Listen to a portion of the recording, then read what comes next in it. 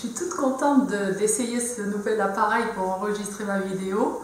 C'est un appareil qui va sous l'eau parce que figurez-vous qu'intuitivement j'ai été guidée à aller nager avec les dauphins.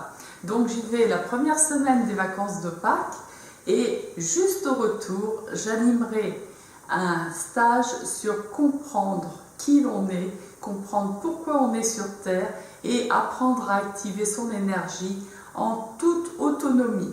C'est-à-dire que même si vous avez déjà acquis des techniques telles que des techniques de gestion de stress, des techniques de relaxation, des techniques d'activation d'énergie, là vous comprendrez que au-delà des techniques, ça se passe en nous et que nous pouvons à tout moment choisir d'activer notre énergie. Alors, voilà ce que je voulais vous dire.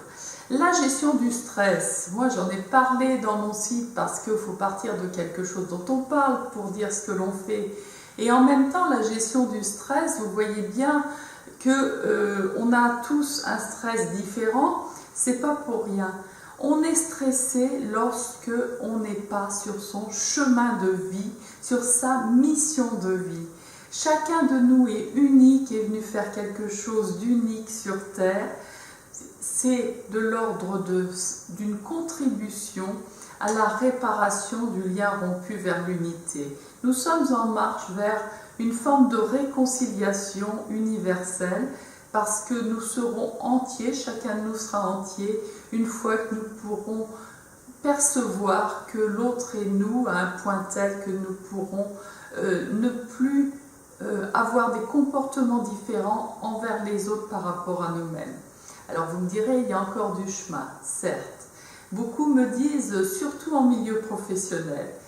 Et bien pour ma part, j'interviens souvent en milieu professionnel, comme vous le savez, puisque j'ai exercé les fonctions de directrice des ressources humaines, j'ai fait du recrutement, de la gestion de carrière et j'en fais encore. Seulement, je ne le fais pas de façon classique, parce que de façon classique, je suis arrivée au burn-out. C'est-à-dire faire rentrer des gens dans des fiches de poste pour en faire des personnes interchangeables. Et bien, ce n'est pas possible parce qu'on est en train de détruire du lien. On est en train de détruire ce qui fait le ciment de nos organisations de travail comme de notre vie en général. Parce que rappelons-le, on va au travail pour apporter notre contribution au monde, c'est-à-dire pour apporter notre contribution à avancer vers cette unité que nous sommes censés faire ensemble. L'argent, c'est la conséquence de tout cela. Alors, on a inversé le pourquoi du comment, c'est-à-dire la cause de la conséquence, en voulant faire pour objectif de gagner de l'argent. Gagner de l'argent, c'est la résultante de contribuer à réparer l'unité. Et le travail prend tout son sens alors. Je vois aujourd'hui les conséquences qu'on peut avoir de s'être éloigné ou d'avoir perdu de vue cet objectif humain du travail. Et bien, ça fait que pour la première fois dans l'histoire de l'humanité, ce sont les recruteurs qui sont en demande de candidats. On n'a jamais vu ça. Et il y a de plus en plus de personnes qui s'éloignent du monde du travail dès qu'elles le peuvent.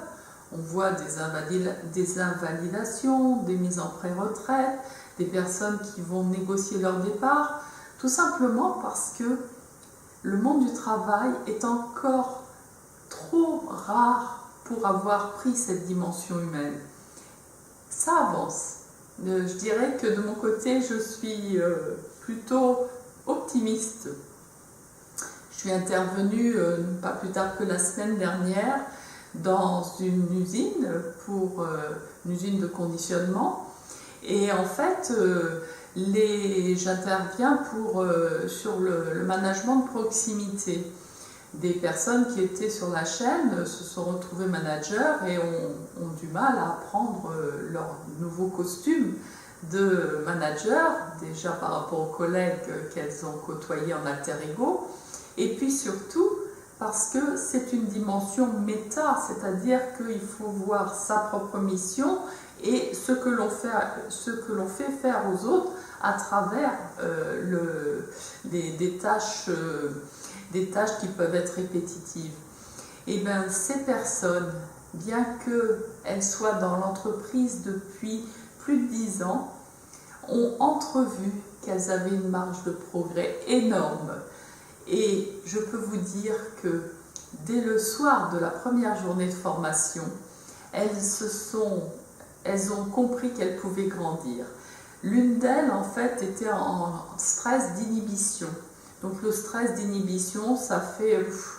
c'est trop pour moi, j'y arrive pas, les autres sont plus forts et tout, et je laisse tomber. Et en fait, pour cacher ce stress d'inhibition, elle a endossé le personnage de la petite rigolote. Donc, ah oui, un tel va faire et tout. Puis comme elle est sympa, les autres font. Donc, une d'entre elles, son alter ego, fait, mais râle avant. Donc, il y a un stress de lutte qui se met en place. Je râle et je mobilise mon énergie pour le faire.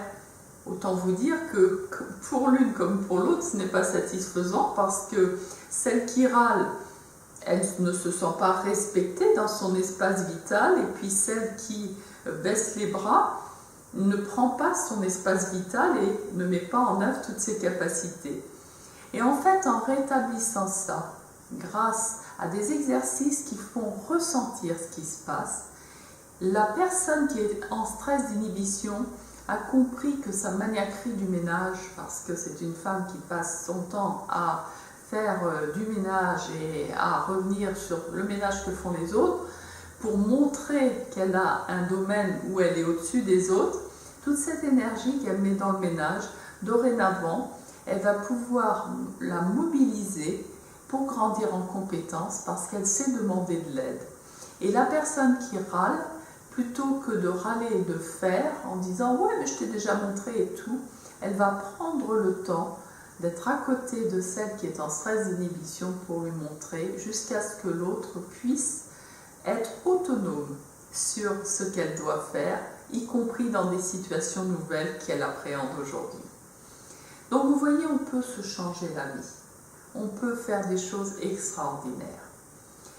Pour ma part, j'ai la chance d'être guidée, tout comme je suis guidée pour aller nager avec les dauphins et au retour, juste avant Pâques, de faire ce stage, comprendre comment fonctionne l'énergie et l'activer en soi en toute autonomie. Je fais les choses comme ça, sans me poser de questions, ça me vient naturellement. Mais pour en arriver là aujourd'hui, j'ai fait tout un cheminement, et notamment à travers la culture béninoise où les personnes fonctionnent de façon diamétralement opposée à comment on fonctionne dans notre monde rationnel. Et c'est la combinaison des deux qui me permet aujourd'hui de pouvoir, s'il y a besoin, me mettre en lien avec une personne, même une personne décédée, pour pouvoir avoir les informations, avec un collègue dont on n'a pas compris l'attitude, pour le laisser parler à travers moi dans un jeu de rôle et permettre à la personne qui en a souffert de comprendre qu'elle est quelqu'un de bien et que ce collègue-là était là pour lui révéler sa propre lumière. Alors tout ça, ça met de la paix, et c'est en mettant de la paix dans nos cœurs que nous ferons en sorte que le monde du travail avancera vers l'unité. Il prendra son sens, chacun pourra s'y épanouir et nos enfants auront envie d'y aller. Alors qu'aujourd'hui, aller dire à des ados « travaille bien à l'école » alors qu'ils voient les parents avec des têtes pas du tout épanouies revenir du travail, si c'est pour avoir des boulots comme ça, à quoi bon? Donc remettons du sens dans notre vie, remettons du sens dans nos relations familiales, remettons du sens dans le travail. Pour en savoir plus, regardez la boutique énergierelationnelle.com. Vous aurez déjà un accompagnement en 21 jours. Même si vous n'êtes pas sur Rennes, vous pouvez très bien avoir un accompagnement sur mesure grâce aux outils qui nous permettent de communiquer à distance. Hein, on peut le faire avec la webcam. Je peux vous dire que j'accompagne des personnes qui sont en Nouvelle-Calédonie ou à l'autre bout de la France et je les connais et je perçois d'elles exactement ce que je perçois quand elles sont dans mon cabinet. Alors, allons au-delà de nos propres limites. Il n'y a aucune limite de temps, il n'y a aucune limite d'espace. La seule limite, c'est celle que nous nous fixons. Je vous souhaite d'avancer vers vous-même afin de vous libérer du stress et de vivre pleinement chaque moment de votre vie. À très bientôt.